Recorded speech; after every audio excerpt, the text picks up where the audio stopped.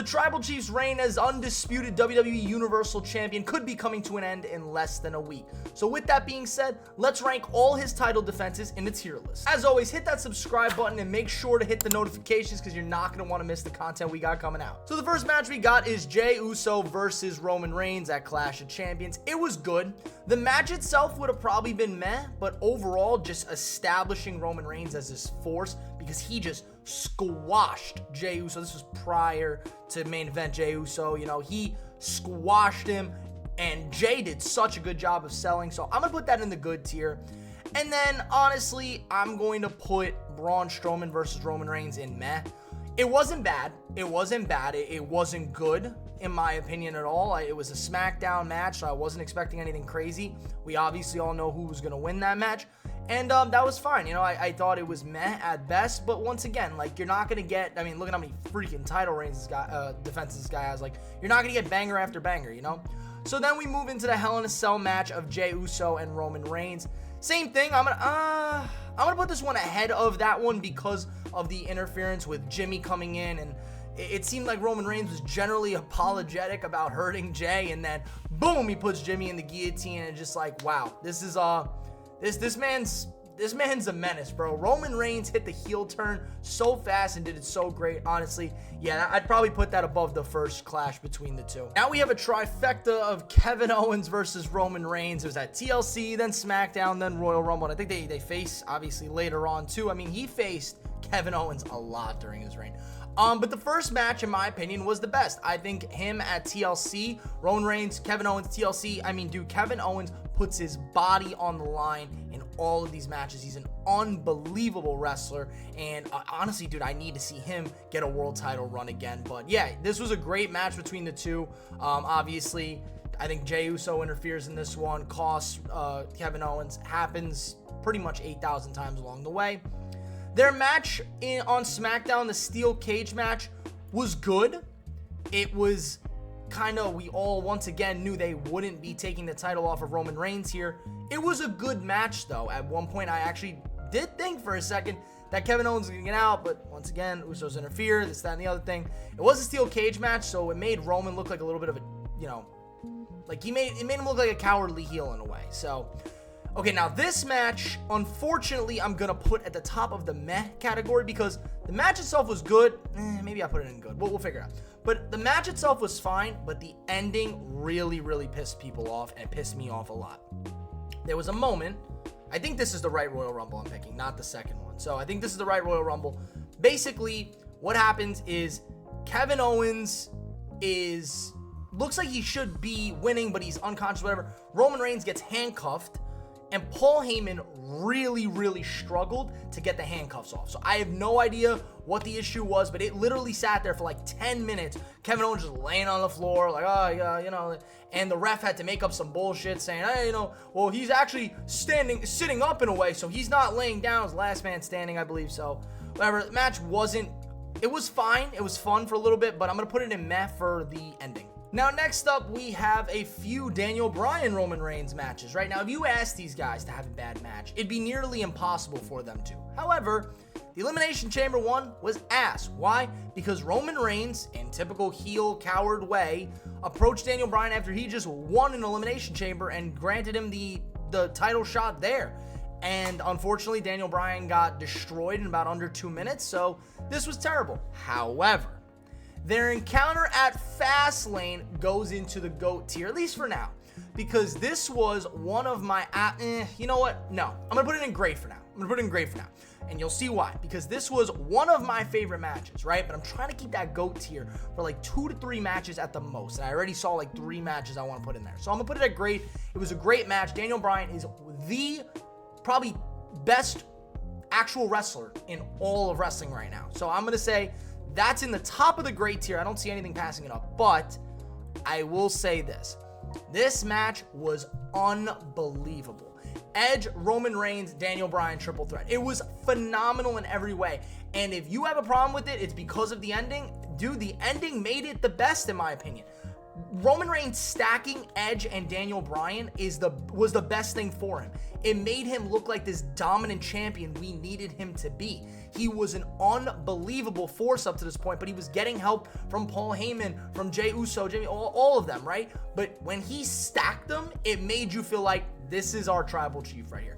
This man's not to be messed with. But somehow, some way, that Mania match gets topped by a SmackDown match, which I'm going to put at the top of the GOAT tier right now, because Roman Reigns versus Daniel Bryan, WWE career versus Universal Champion, that was one of the best matches I've ever watched. Because like I said, Daniel Bryan cannot put on a bad match. Roman at this point was doing great work in the ring. He's still doing great work now, but dude, this match was so emotional because like part of you thought maybe it wasn't like a Shawn Michaels or, you know, a Ric Flair situation. It was like, oh yeah, we know for a fact, you know, that Daniel Bryan is out of WWE, so he's gonna lose. I don't know. Part of people still were thinking, all right, maybe he gets it here. Maybe he does win the title here. But when you saw Roman Reigns lock in the guillotine and Daniel Bryan pass out, you just realized not only was he fading, his career with WWE was fading, and oh man, did that hit, man. It was so sad. I miss Daniel Bryan in WWE. He's doing great where he's at now, but honestly, man, one of the best matches I've ever seen. And then it was time for Roman Reigns to finally give some opportunities to guys like Cesaro. This match was good. I'll put it at the top of good for now. It was good. Cesaro gave it his all, but it was a situation where we all knew Roman Reigns wasn't going to drop it to Cesaro, but it was fun for us to think that he would. It was a good match overall. Cesaro has always been a main event-esque kind of guy when it comes to talent, so it was nice to see him in that main event. This match was also good. I'll probably put it right after Kevin Owens on SmackDown. I mean, Roman Reigns, Rey Mysterio, it was fine. I didn't think anything crazy of it. I would even say this match with Edge is probably above it too.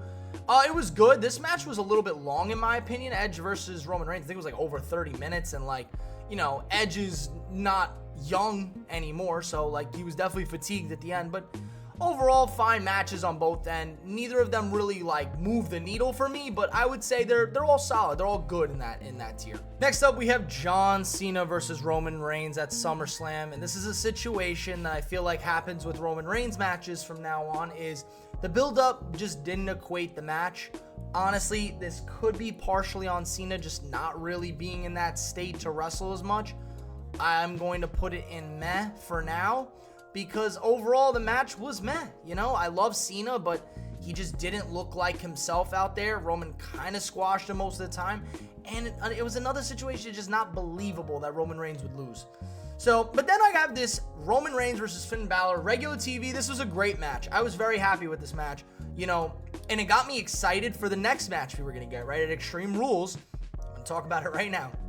We got Roman Reigns versus Demon Finn Balor, and honestly, if there was a person that part of me just wanted WWE to pull the trigger on, just do it, it was Finn Balor in that Demon state, because he had not lost, and I think on the main roster, he had not lost as the Demon. He was insanely fun to watch, and it was nice to see Finn Balor in that spotlight. But what WWE did in this match puts it in the ass tier for me. Dude, the match itself was fine. It was good. I would say it was good. The Demon Finn Balor does that little like kick up thing with the red lights, and I'm like, oh, this is sick.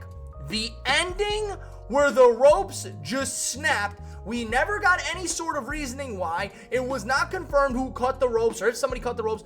That puts it in the ass tier for me. I was very upset about it. It made no sense. They just, the rope snapped. Oh, it's too much for Finn Balor. What do you mean, man? Like, it just, stupidity, lack of thinking in this, it made me mad, and it's ass. Next up, we have one of the various Roman Reigns versus Brock Lesnar matches. This one was bad, and this was meh. I'll put it in meh, but I'll put it in between. No, I'll put it before. I don't know. I'm fluctuating, but I'll put it here. It was meh. Honestly, majority of the Roman Reigns Brock Lesnar encounters were meh at the time, except for one, and we'll get to that one later. But yeah, this one was meh at best. I'll even go into the Sami Zayn one. This one was ass because this was another goof. I think he spears him and beats him in like 5 seconds. So there's no point in even talking about this because this is a better Sami Zayn match we'll talk about later. But then we got Roman Reigns versus Seth Rollins at Royal Rumble, which I'll put in the good tier, probably above these two. I thought it was fine. The ending kind of irritates me, but I kind of liked the storyline they were telling with Roman Reigns at the time, where it was like, he can't beat Seth. He can't beat Seth. And then he just kind of goes crazy. I was upset with the ending at the time, but the more I look back on it, the more it kind of works into the storyline nowadays, you know? Because we're watching Seth Rollins work with Cody Rhodes because Rollins can help Cody beat Roman, because Rollins has beaten Roman several times. So I'll give this one a solid here. I'll put it in the good tier. Then we got Roman Reigns versus Goldberg. Meh. I mean, it's definitely not better than Cena. Probably not better than KO. Probably not better than Brock. I'll probably put it above Braun. So yeah, it was fine. It was meh. I didn't expect anything of it. It was cool to see Roman choke him out. So that was cool. But yeah, it still was meh, you know? The last Brock Lesnar match before we really get to the top one later on is this one right here. So Brock Lesnar WrestleMania was another meh match. I'll put it, didn't want to do that. I'll put it above the other Brock Lesnar match, but it still wasn't, like, this one kind of let me down, you know? And this was the same WrestleMania, I believe we got Cody Rhodes returning. Like, it was a lot of fun there. There was just a lot of good to go on, but overall, man, this is just, they just never hit the nail on the head with the Brock and Roman matches until afterwards. We'll get to that, but yeah, until then, this was meh. At this point, Roman Reigns doing a TV defense was extremely rare, and honestly, this match against Matt Riddle was pretty good. I really wasn't expecting it to be that great, but it was good. I was happy with it. I'm going to put it in the high good tier because overall, like I said, it was a spectacle to watch Roman Reigns defend his title on actual regular television, except the occasional pay-per-view and stuff. But hey, then we move into, by far, the best Roman Reigns versus Brock Lesnar match at SummerSlam. This match was great. It's above Finn Balor. It's probably above Kevin Owens. I'll put it there. It was a very, very great match. Brock with the tractor, last man standing. You know, this had everything it needed to be the final match these two not ever fought, but this series had fought. So I was happy with this being the final match. It was great, incredible. I was happy with it. Moving on. This match would be 100% in the GOAT tier if it ended it. If it ended Roman Reigns' run, I would have put it in the GOAT tier. However, it's going to go in the great tier because the match was good in my opinion. I may put it below Finn Balor too. It was a good match, man. But at this point was when we started to get a little bit of, well, okay, let's not do this anymore. We've had enough of the constant Roman Reigns getting family interference. And then they added in Solo Sikoa, and I was like, all right. And then they did the singing later on with Tyson Fury. It felt wrong. It felt wrong. I wasn't happy with it. The result should have been Drew, and I still think it should have been Drew if it wasn't Cody. So yeah, I think that should have been where the title reign ended, but it didn't, so it goes into the low grade tier. And I don't care what anybody says, this match was also great. I'm actually putting it above Brock. Logan Paul and Roman Reigns was a scene to behold. It was so funny. Roman Reigns, you know, Logan Paul doing the jump. You're going viral, Roman. Recording himself doing a frog splash through the announce table. Unbelievable match. Now we all knew who was going to win. So, of course, that always holds into it. I'm going to maybe flip-flop these two. I'll leave that there. But it was a great match, Logan Paul. Huge fan of it. Now, overall, that's where that's going to stay. Next up, we have Roman Reigns versus Kevin Owens. The fourth time, I believe. This match was good. I'm going to put it under Cesaro and before Riddle. It was a good match. However, we all know why this match is remembered. And I'm not including everything that happens with Sami Zayn afterwards because it wasn't a part of the match, really. So the match itself was good, and I'm going to leave it in that middle tier of good. I was very happy with it. But this match right here goes into the number 2 spot. I'm fluctuating. I'm sorry. This was one of the greatest matches I had seen. At this point, Sami Zayn was extremely over as a babyface, and I really, really, really wanted it to happen, man. I really did, but it didn't, and I'm not shocked. But it was still an incredible match. Sami was in his hometown. He kicked out of some crazy, crazy finishers, stuff that I did not expect him to kick out of. But hey, Sami Zayn put on an absolute clinic showing why he's a main eventer, and that's why, in my opinion, he should become a world champion soon. But yeah, I'll leave that at that. Next up, what really hurt me about this match was the ending once again, which is why I'm going to put it still in the great tier, but I'm not going to put it in the GOAT tier. Cody put on a great match, you know, and then Roman himself put on a good match. You had the interference of the Usos, and you also had Sami and Kevin Owens getting involved. You know, and it really felt like this was the moment, man. If you look back on it, the number one moment for me was Drew. Then right there was after that was Cody. So those are the two moments I would have taken the title off Roman, and now the title reign is stale in my opinion. But listen, man, I'll say it. Cody Rhodes, Roman Reigns put on a show. It would be in the GOAT tier if it wasn't for the ending, once again, being another cheap finish. And that's something we've gotten used to the last year with Roman Reigns. And unfortunately, that's why I'm going to take this Roman Reigns versus Jey Uso. And it's going to go into the meh tier because the match itself was fine. The ending was so bad. I was so upset with Jimmy being the reason Jey loses because it made no sense. I've done this rant so many times, so I'm not going to do it again. It just made no sense. I was pissed off about it, and it's going to be in the meh tier because of that. Next up, we have Roman Reigns versus LA Knight. Yeah. Now, this match was middle of the pack. I'll put it in the low good tier, maybe above Edge after Seth Rollins. I'll put it above Seth Rollins. It was good. It wasn't great. LA Knight put on a fine match. Roman Reigns was Roman Reigns. At this point, it felt wrong to do this match because I felt like we were going to hinder LA Knight's momentum, which kind of feel like that happened afterwards. But, you know, I'm not going to get all up in arms about it because it was a good match. I was happy with it. But I just think the result of it was just... Then we had ourselves the Fatal 4-Way, which honestly, I wasn't a huge fan of, to be honest. I'm going to put it in the high meh tier because I didn't love it. I didn't think it was a great match. I thought it was fun for a few minutes, but I think the Fatal 4-Way had an opportunity to avoid the Solo Sikoa stuff, but, you know, of course it doesn't.